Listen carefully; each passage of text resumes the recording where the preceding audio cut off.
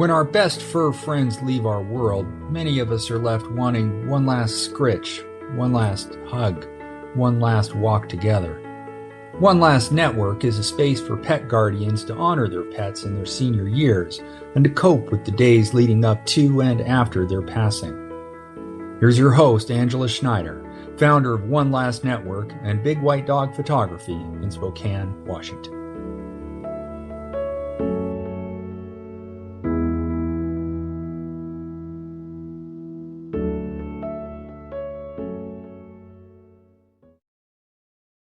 Welcome to One Last Network and the art of turning your life over to a dog. That's exactly what my guest today has done. Lynn Sehnert has 2 senior dogs, both with their own share of health and behavioral issues. Her boy Lance has been struggling with a physical mobility problem in his shoulders, and Lynn has been sleeping in the downstairs of her house to keep him company while he stays comfortable. She has indeed turned her life over to managing Lance's and Lili's special needs, all while she keeps her focus on the photography business inspired by her 2 babies, Lance and Lili Pet Photography, based in Loudon County, Virginia. Lynn is one of the very few photographers I know who dedicates her business to senior dogs and end-of-life sessions. She is one of those gals who is like an M&M, hard outer shell, but soft on the inside. She bears her soul for us today around the challenges she has faced with her dog's care and why her heart lies in photographing senior and ill pets, even as she exists in a swirl of her own anticipatory grief, caring for Lance and Lili in their senior years. Have a listen. Good morning, Lynn Sehnert. How are you? Good. How are you, Angela? I'm well, thank you. When are you going to Alaska?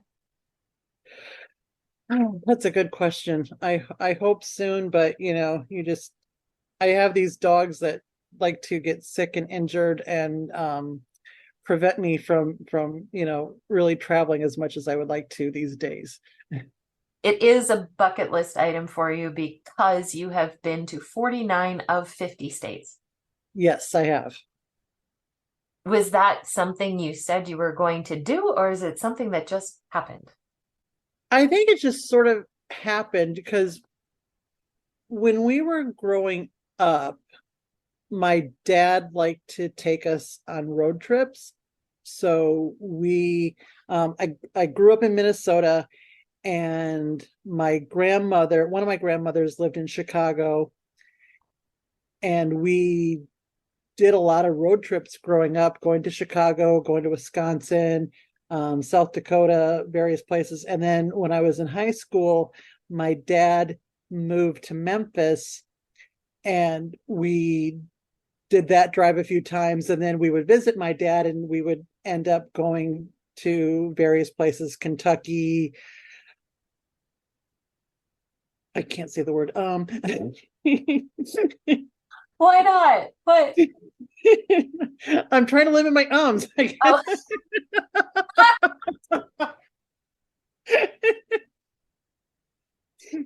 Too funny. He took us to Disney World one year.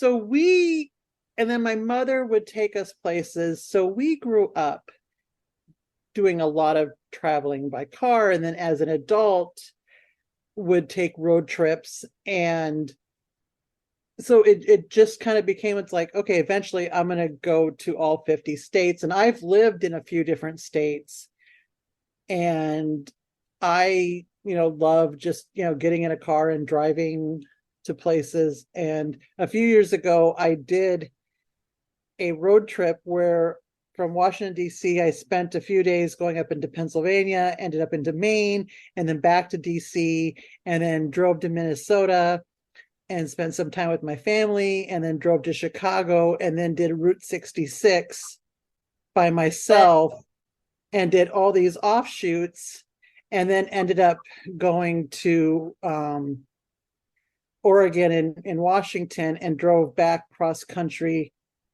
the northern part of the states. So I have, other than Alabama, I have spent time in all 49 states. So not just an overnight at an airport kind of thing. Exactly. That's really cool. At what point did you decide you needed to have a camera in your hands? I have been one of those people that I always enjoyed photography, but my pictures sucked to put it mildly. But it's like I always enjoyed taking pictures, and it's like, oh, why are these blurry? I don't understand, but then in with one of my jobs, my I used to be a nanny.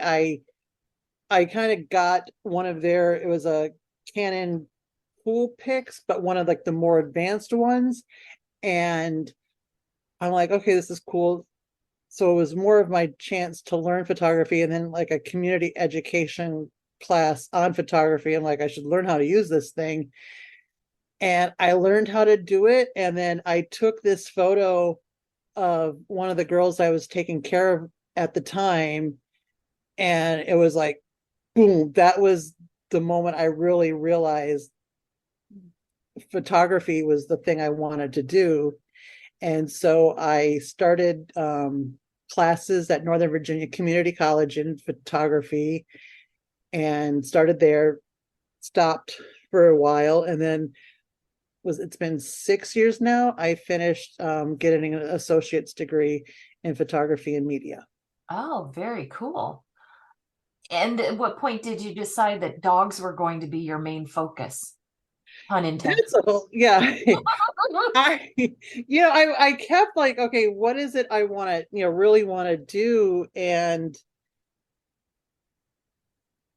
I think part of me really wanted to do documentary photography, but then 8 years ago, or no, excuse me, yeah, it's been almost 8.5 years ago, we got Lily.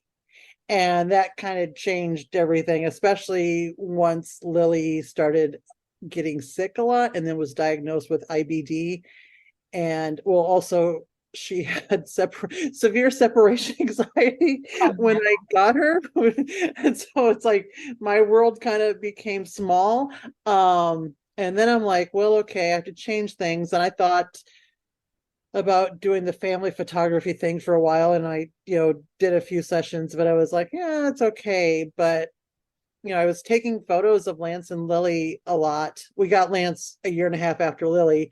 I was taking photos of them, and it just sort of made sense because I enjoy taking photos of them, and could meet people at the dog park, could meet various places, and it just sort of made sense for me to go into pet photography. So a little more than 5 years ago, I switched gears and became Lance and Lili Pet Photography. Lance and Lili are both in their senior years, yes? Yes, they are. Lily is about 9.5 years old. She'll be 10, or as much as we know about her history, she'll be 10 in October. And Lance has always been an old soul. When we, I think for the last 6 years, we've been saying he's like somewhere between 8 and 10. So it feels like we've been saying that all this time. So Lance is probably around 10, 11 years old. So excuse me, yes. So they are definitely in their senior years, and watching Lily's face become grayer and grayer each year. And I've started to, Lance has always had this tan face, but I've recently started seeing where he has the older tan look on his face, and and it just, I love him, but yeah, it's a little sad to see that. And they've got their aches and pains now as well. But I I don't just get to see love that. I don't get to see that because my dogs are white. that. I don't get to see sugar face, so I have to look for other signs of age. And it's kind of like I have a perpetual puppy on my hands. Is one easier to shoot than the other? I can photograph Lance in the studio. He will sit for me because he's like, "Oh, you got treats? Yeah, good." Lily is more, she does not like studio photos. And she also tends to be like one of those dogs, like, oh, you've got something in my face, I'm going to look away. But I have gotten some very beautiful, natural photos of her just laying on a chair or something. Like one of my favorite photos of her is she's sleeping on an ottoman. It's just, her face and everything. It's just one of my favorite photos of her. Little white tip paws are sticking out. And but yeah, she's not a studio dog like Lance is. She'll tolerate it once in a while, but she's like, seriously, come on. There's better things I can do with my time. Man, did they give us attitude. Oh, Lili loves to give attitude. She is like an attitude queen. But now you, as you mentioned, face some challenging healthcare issues with both Lance and Lili, but you Yes. have turned your life over to their care. Can you tell me about that a little bit? Basically, I mean, like I said, it's like when we got Lili, I mean, we were the naive dog parents. We totally were. And when we got her, it was like, hey, Lili, let's go to the dog park right away. All this stuff, like, like now I'm like just horrified at the things that, we would do. But yeah, she quickly realized she had separation anxiety, and that gave me separation anxiety. So I think maybe that's why I'm like, I spend a lot of my time with them because of, that early trauma we both went through. And then a few months after we had her, she started doing this it was like every 10 days where she would go up, go through, vomiting, throwing up, same thing, having diarrhea, like every 3-4 hours. That was, fun in the middle of the night doing that. And we'd go to the vet and it's like, oh, here, we'll give you this and it would be okay. And it would clear up. And it was just like the cycle we went on for like 2 or 3 months. And I'm like, finally, I was like, that's it. We're going to take her to an internist and find out what's going on. And then she had tests done, and she has IBD. So she had to be put on steroids and just, wanted to eat everything in sight. And the good thing about the steroids is that, they have to help control her IBD, and, it's kept the flare-ups low. But the bad thing about the steroids is they've wreaked havoc on her body, on like her joints and things like that. So that's with Lili. So, she's been in physical therapy, and she, and I know it's going to sound like she's more pampered than most people, but she gets regular massage and acupuncture appointments to help with some of her ailments. And then Lance, he's been okay. Well, Lance is he hates the vet boy. And when he was adopted, he had a lot of PTSD because he went through in a very abusive home. Lance is a lab shepherd mix, and when he was rescued, he weighed 30 pounds. Oof. And it's okay. Take your time. He had wire cord embedded in his neck. And we just can only imagine some of the things he must have gone through. But he, when I saw his picture online, I'm like, that dog is mine. I knew he was mine. And we brought him home, and then it's like he just like would spend his days barking at me. And then we quickly found out he was a resource guarder because he would, attack Lili. But I had this discussion with my husband the other day. If it weren't for Lili and her issues, because Lili, has a few other behavior things going on, minor compared to Lance, but and we had started working with a veterinary behaviorist with Lili. But if it weren't for Lili, we definitely would not have known what to do with Lance.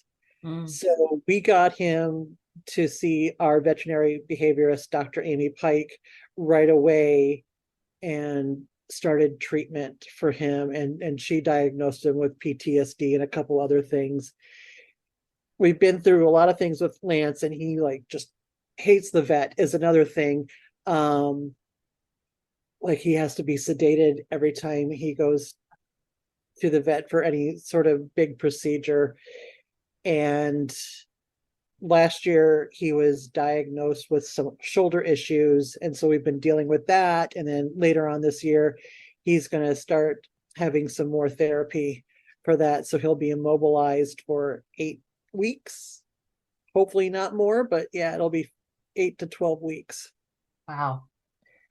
And you're sleeping downstairs. You haven't slept in your bed in months. I haven't. Yeah, I think I've slept in my own bed 1 or 2 times in the last few months, because my husband's been nice enough to say it's like I'll sleep downstairs with him. But my husband, works a lot of hours and stuff, so I'm just like just stay upstairs and I'll stay down with Lance. And so we have 4 floors on our townhouse. The first floor has almost no steps, and so with Lance's shoulder issues, it makes steps very difficult for him.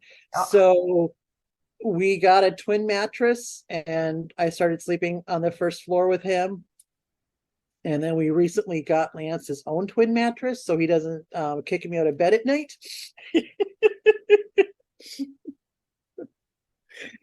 Because that's what you do for dogs, especially after you've spent over $3,000 in an MRI. So what's a few $100s more on a mattress? Don't have to tell me. Yeah.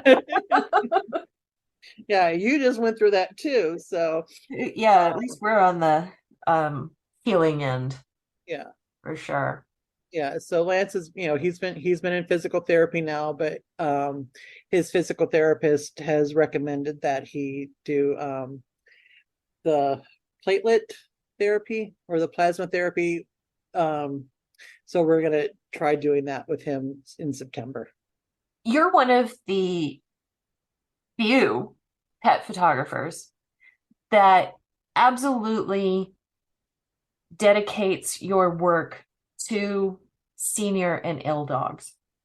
Why? That's a good question. Because the rest of us, we're like, sure, puppy to end stage, we'll do it all, and we market ourselves. My brand is adventure, lust for life, let's go hiking, let's do fun stuff. But you are focused mostly on older dogs and ill dogs. Yes, I mean, I do occasionally get a healthy dog, and I almost don't know what to do with myself at this point. No, I fell in love with seniors. I read David Rosenfeld's book Dog Tripping, and it's basically about his adventure of moving his family. I say his family is like 20 something dogs, and mostly seniors, moving them from California to Maine, I believe it was. And like they did it in like 3 RVs. And reading the book, it's like told a lot about the stories about these dogs, and like how the reasons. I mean, I'm not trying to be judgmental here. And I do understand there are often very legitimate reasons why dogs need to be rehomed and things like that. But sometimes, it's like one of the stories was like the guy dropped the dog off at the shelter because the dog no longer could keep up with him while he was running. So that one I'm going to be a little bit judgmental on. Yeah. So the book is filled with stories about the senior dogs and everything, and it just really touched my heart, I think. And I think because now Lance and Lili are getting a little bit older as well, and I just love seniors. I just think there's something about them. They just, Yeah, they just really, they've taken that big soft spot in my heart that I really don't reserve for anybody else. And yeah, that was, it was something I really decided to kind of focus on a couple of years ago, was working with seniors. And then along with working with seniors comes doing a lot of end of life sessions. Mhm. When I launched One Last Network last summer, I had the idea in my head that, oh my God, Lynn Sehnert needs to be part of this. How did you find One Last Network, and what drew you in the most? I think it was, I don't know what you were doing, if what, I know it was somewhere that you were talking about it and you were still like in the beginning stages. And I mean, you had opened it up for people, and I'm like, yeah, this makes sense. Because, just again, like from a marketing standpoint, it's like, here, try to, get yourself noticed. And then also, the fact that you were offering the grief training was huge to me, because was working with these clients. I am not the most sensitive person in the world. I know you're going to find that shocking, but you know It's okay. I am not the most sensitive person. And we've discussed in the past how we lack how to help people who are grieving. We that's one of those skills that they don't really teach to people. And I know I have been awkward when it comes to death and things like that. And like probably like the most hysterical one is a friend of mine, her father passed away, and the funeral was going to be held at a church that I no longer attended. And I said, he's the only one I would go to church for. Oh my. And I mean, she's been a friend of mine for, well over 20 years, but She knows. it's just like, it's like open mouth, insert foot. That was probably like the biggest time. And and she understood, fortunately she understood my heart and what I was trying to say and everything. But so it's like, yeah, so grief education, really not a part of my in any sort of skill set. So going through the training to better work with my clients was important to me. What are some of the challenges you see your clients have when they come to you in what we both now know to be anticipatory grief?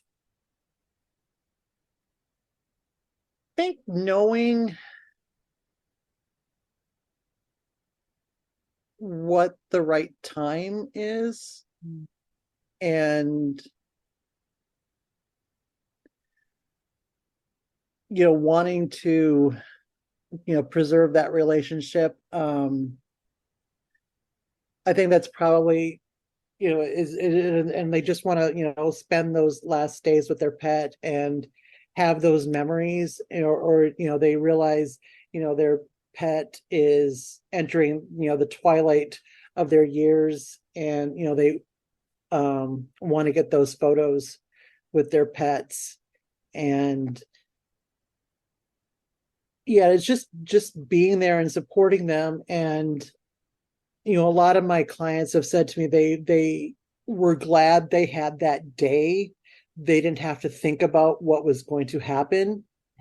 That they could just be free. Because I've had a couple of sessions where we've had the session already knowing that in a couple of days the pet was going to be euthanized.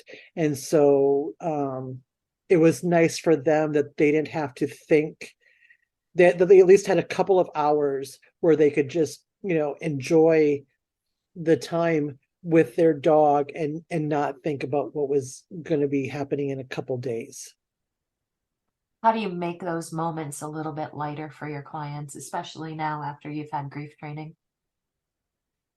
it's like I try to be respectful and I try to kind of see how they're feeling. But I try to keep things lighter. But again, if we a lot of times it's like things will be going and then we'll talk and we'll burst into tears. But then I will probably say something sort of inappropriate and get us laughing again. And just try to a lot of it really is following the client and meeting their needs as much as possible, but also trying to make it a good day, a good memory for them, because I don't believe that these sessions need to be, sad and mopey. And I generally do not convert my photos to black and white. I try to keep them in color, and because I want that to be a happy memory for them. And I also something that's really become important to me over the last year is to really capture that connection the owner has, the guardian has with the pet. That's and conveying that through my photography. So I am becoming more of a pet and their people photographer, and making sure that even for people who don't necessarily want their face to be in the shot, to make sure we do a lot where you'll just see body parts or sitting on the lap or over the shoulder, things like that. So showing that connection that they have with one another. I am looking at the portfolio page on lanceandlili.com, and I would like to mention that your guardian pet photos are some of the best I've ever seen. Thank you. And that's even after looking at my own portfolio. I really enjoy the way you pose people with their pets. It's quite masterful. Well done. Thank you. I don't know if it's so much posing. I try not to do a lot of, I might say it's like, oh, let's do over the shoulder, let's do interacting, but I really try to do a lot of the natural interaction between the pet and their pet parent. That's what I really try to do, because that's what it's all about, and that's what they're going to remember. That's what they want to remember. They don't want to remember it's like, oh, did I sit up perfectly straight, and was my hand posed in this correct way. They want to just remember the feeling they had with their pet during the session. I hope y'all out there are running over to lanceandlili.com/portfolio, and that Lynn sees a spike in her traffic today, because you really need to see some of these photos. They're fantastic. Thank you. I appreciate that. Do I pay you now or later for saying that? When we meet in Vegas in September at Shutterhound, you can buy me. I'll buy you a drink. There you go.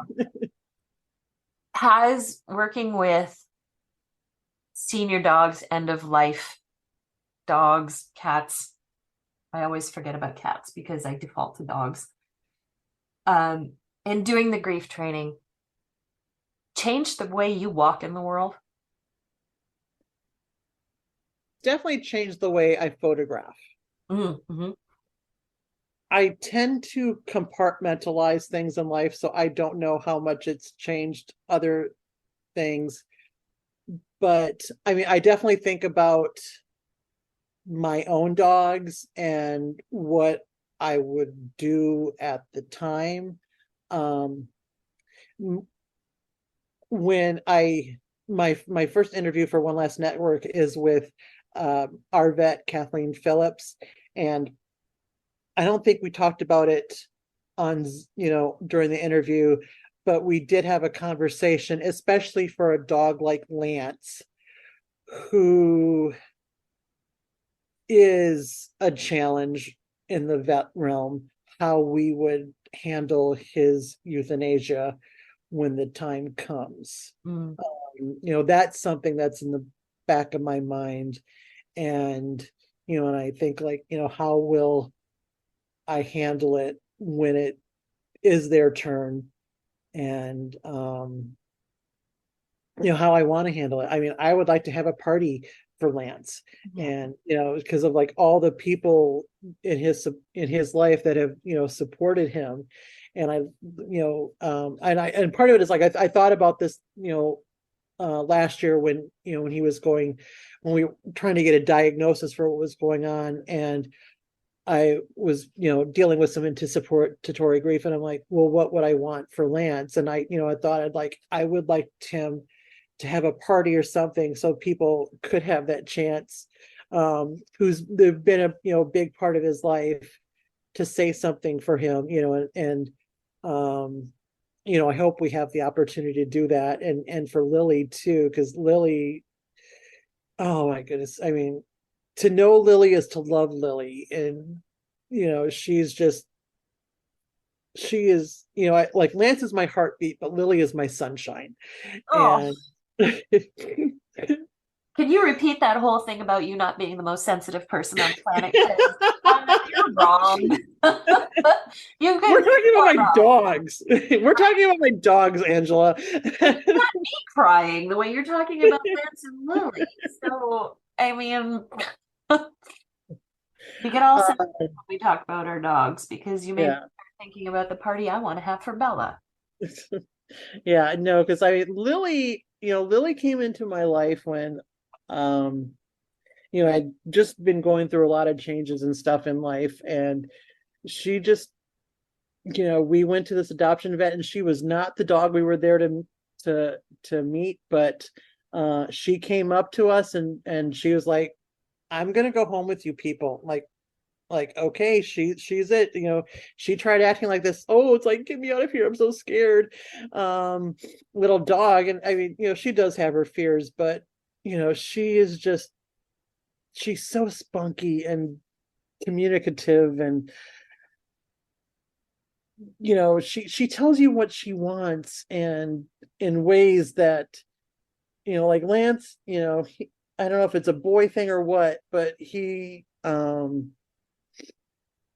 doesn't communicate in the same way Lili does, and she just lightens up my whole world. And when she gives you that Lili smile, there really is nothing better in the world.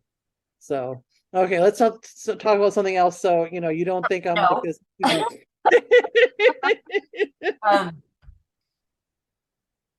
It sucks to hear it. Bella just turned 9, and of course we're coming out of TPLO surgery, and I have been suggested that the 8 and 9 mile hikes are in our rear view window now. We have to stick to the more 3 and 4 mile lengths, and that's fine. For me, and having done all of the grief training I'm doing, I now recognize that I have entered the anticipatory grief stage, looking for the signs, seeing the signs, not seeing the sugar face again because she's so friggin' white. And you mentioned that you started to recognize that you were in the anticipatory grief stage. What's that like for you?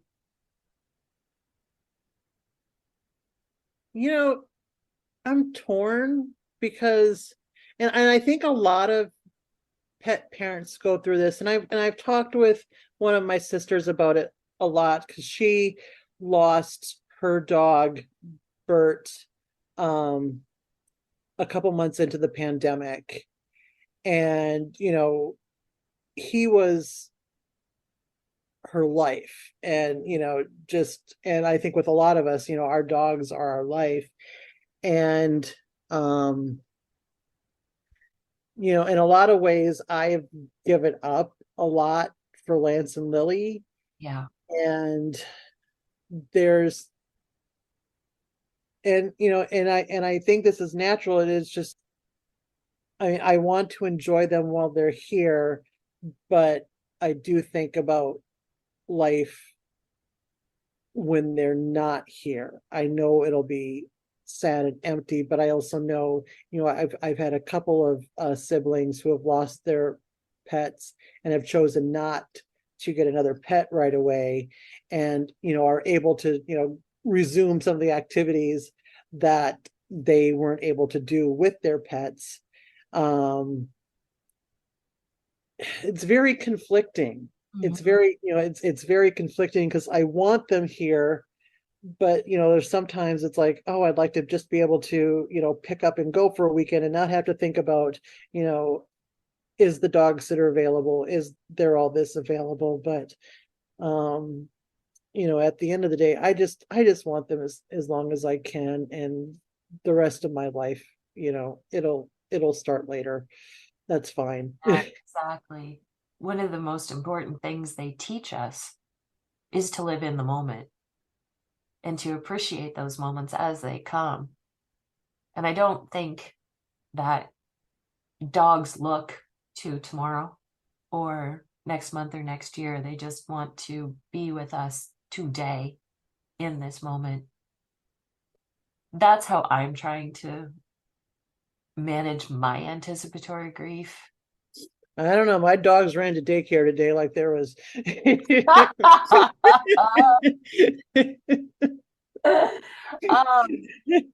I'm looking at next year and the year after and trying to figure out, do I put the camera down more often and just try to be more with her? It's a question I have, how much time do I want to spend chasing other dogs? So I think I'd much rather. I'm kind of alluding to the fact that I'm planning my retirement from dog photography. And that's fair, because I am, because I had made the decision probably a couple years ago, in a call with Marika Moffat. She was the one who kind of helped me realize that I really can, because of my dog's needs, and like the fact that, we typically have like 2 to 4 dog appointments every week. And just, I want to be with them. I only can take on, or I'm only going to take on a certain number of clients while they're with me.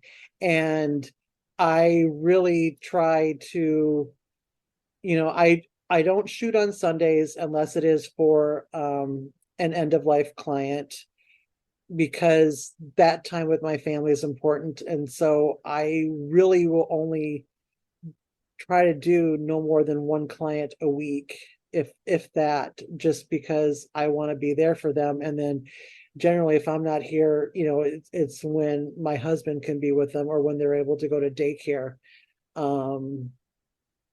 Just so that, because I enjoy being with them. I enjoy hanging out with them. I mean, I like them more than I like most people. So it's all good. I'd rather go have a beer at a table sitting by myself, but with Bella, than trying to gather up people and organize people to go for a beer. I mean, Lily is a better conversationalist than most people I know. And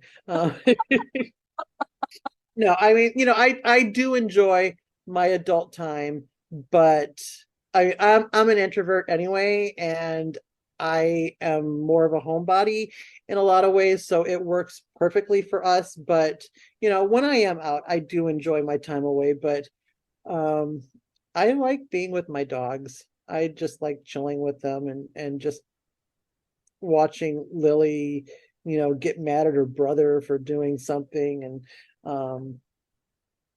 and that look, and was like, what was it? It's been, oh, I guess it's been almost 7 years, and she's still like, why is he here? And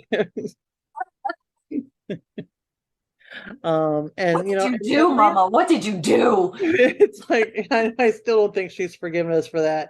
And when it's like, I mean, okay, yeah, I'm sorry, husband, but I love having Lance sleep with me at night, just curl up next to me and stuff. That's, it's partly why we got the extra bed down here, is because, because when we, was sleeping upstairs in the king size bed, he would sleep with me, and from day one, and just I just love having that lug with me. We have a queen, and sometimes Bella will come up to bed with me first, and my husband will come into the room and be all, where am I supposed to sleep? I'm like, there's another bed right across the hallway, bud. Because I love the feeling of her curled up behind my knees. Yeah. And Lily sleeps with my husband, and Ed Lance sleeps with me, and see, that's why you have two dogs, so you can. We have two dogs. Once in a while Lily will sleep with me, but she ever since we got her, she's Lily is definitely in a lot of ways my husband's dog, because she just loves him to death. And Lance is my dog. He's a mama's boy, but that's okay. But he just I just love having him curled up next to me. But then in the same time, there's a chance he may bite me sometime during the day, but that goes to his behavior issues. But she's and it's sad sometimes, because I don't think a lot of people always get to see the great side of Lance, because he is leash reactive. He is dog, he has all these reactivities, and he hates the vet, and so a lot of times people don't get to see that real cuddly, loving side of him that we see at home. To wrap it all up, what is one last thing you want to leave with our listeners? Love your dogs. Just love on your dogs and get pictures with them. Just love your dogs and hire me. No, okay. You don't want to be in that area, of course, yes. That's, but really it's just, love your dogs and appreciate the time you have with them, because you've been through this too, where you photograph a dog, and then unexpectedly something will happen, and they'll say, we're so glad we did this. We usually do our photos then, but we're glad we did this because he just, he unexpectedly passed away. And I am so thankful for the clients that I can leave those memories with them and provide them those photos of their dogs. Lynn, thank you so much for opening your heart and showing us your sensitive side today. I appreciate you so much. Thank you. The term anticipatory grief describes a truly complex set of emotions that arise when we face the impending loss of a loved one, be it a human or a pet. As our pets age and we start to see the signs of that happening, we're struck with the reminder that a day will come when we have to make the decision to end our best friend's life. Several of my human friends are in that stage right now. Bella and their dogs have essentially grown up together. Which means, of course, I'm in it too. They give us so much of their love, loyalty, and guardianship. And for those reasons, we are hit with fear for the inevitable, guilt of whether we've done enough to give them a good life, and stress for the decisions we will have to make. And as we've heard from Colleen Ellis several times, the best way to alleviate some of those feelings is to plan now for the end. Plan now to make these last days, months, or years full of more love and life. Plan now to make the end go a bit easier and less stressfully. That's what I'm trying to do, even as Bella is still full of piss and vinegar. Heck, she did a 5-mile hike yesterday, so I know I have time. Or do I? Because there is no guarantee. Something could happen tomorrow and everything changes. Being prepared helps us feel a little more in control, knowing we've already made the best decisions for our beloved's transition and finding solace in the knowledge we've given them love, loyalty, and guardianship back throughout their entire lives. I would love to hear from you, dear listener, if you're in the anticipatory grief stage and whether you're making plans for that inevitable day. Comment on the Instagram or Facebook post or drop me a note at angela@onelastnetwork.com. Next week, as Lynn mentioned already, she's interviewing her vet to talk about rehabilitation therapy, especially for senior dogs. Until then, I'm Angela Schneider, owner of Big White Dog Photography in Spokane, Washington, and your host at One Last Network, signing off to go get some Bella snuggles. Listen to One Last Network on whichever podcast platform you prefer. We're on Spotify, Stitcher, Apple Music, and Amazon Music. Don't forget to hit follow or subscribe so you don't miss an episode. If you have a friend who might be interested in our content, make sure you share us with them. Thanks for listening.